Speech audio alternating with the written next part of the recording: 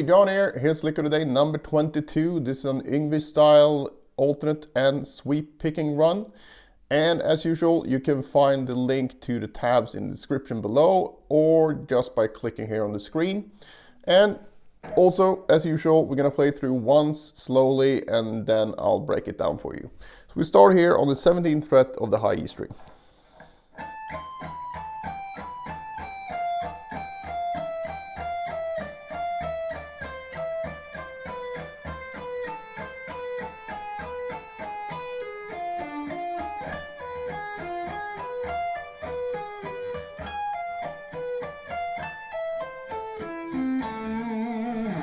Alright, so we'll start with this descending groups of 4 alternate picking thing before we get into the sweep picking. Just uses the A natural minor scale, so I'm just going to show you the actual frets here. So we're going to have 20, 19, 17, 15, 13, 12, 10, 8, 7, 5, and then we'll go into the harmonic minor for the last bit, 4th fret here. And the sequence goes like this. We're going to play 3 notes at a time. So if we number the notes from left to right, 1, 2, 3, this actual sequence will be 1, 3, 2, 1. Then you move down to the next set of 3 notes, next set of 3, next set, next set, next, next, next, next, and then you're done. So if we put them together, starting with a downstroke.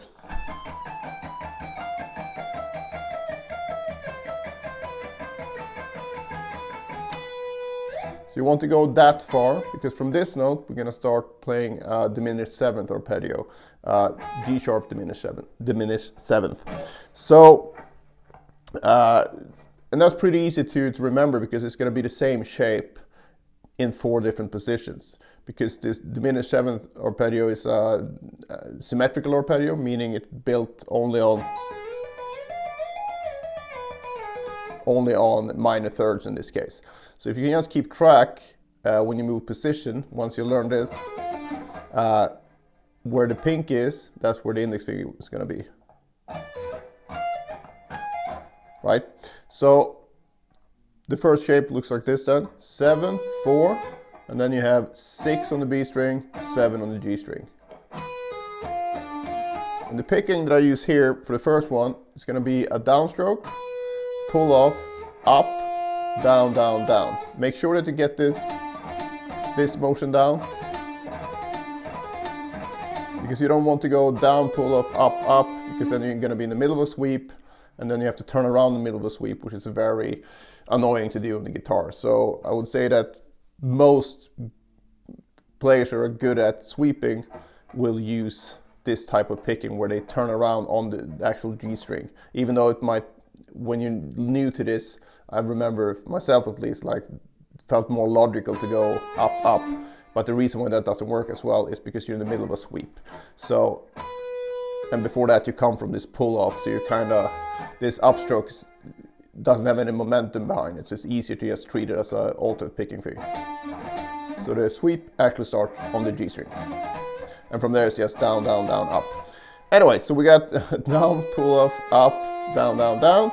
Then, now we have 6 notes, right? So 1, 2, 3, 4, 5, 6. So now we move up to the next position. And remember what I said? Where the pink is, that's where the index fingers should be. So, same picking, except you start with an upstroke. That's what I do at least. So, just keep that going for 4 positions. So, and once you reach this point, we're back to the root, this A minor arpeggio, and this is based on the 5th string root bar chord.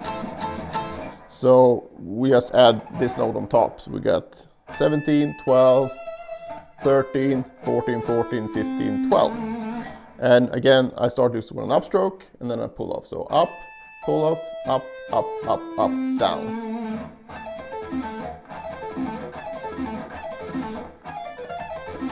So we basically come from here. Which incidentally is a good thing to practice.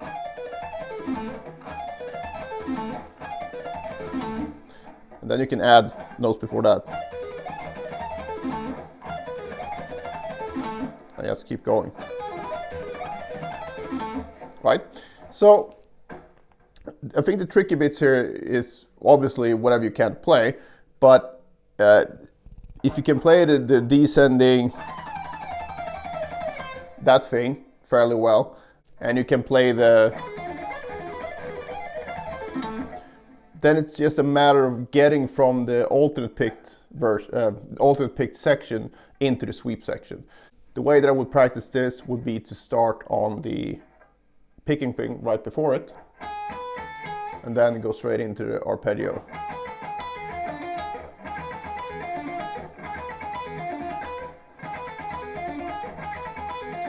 Just to get that down. And then you can add notes before and after it, so you can start from the group before.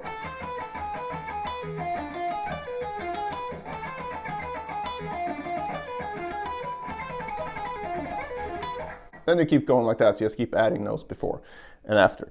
But if you have trouble with any of the specifics here, obviously work on that. So you can take this thing, just move that chromatically. Start down here and do it very slowly so you can get the correct muscle memory. Don't try to speed it up when you're not ready for it. So.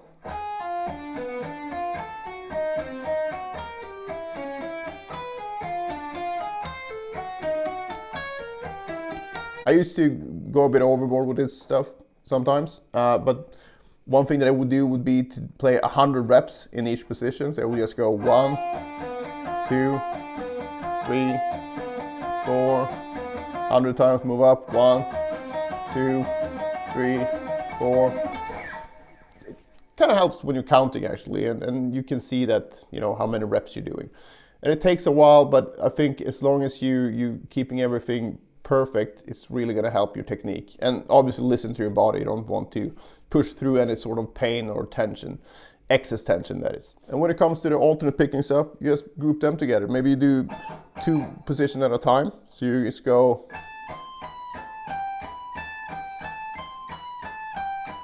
and again, if you want to do 100 reps for each here, you just go 1,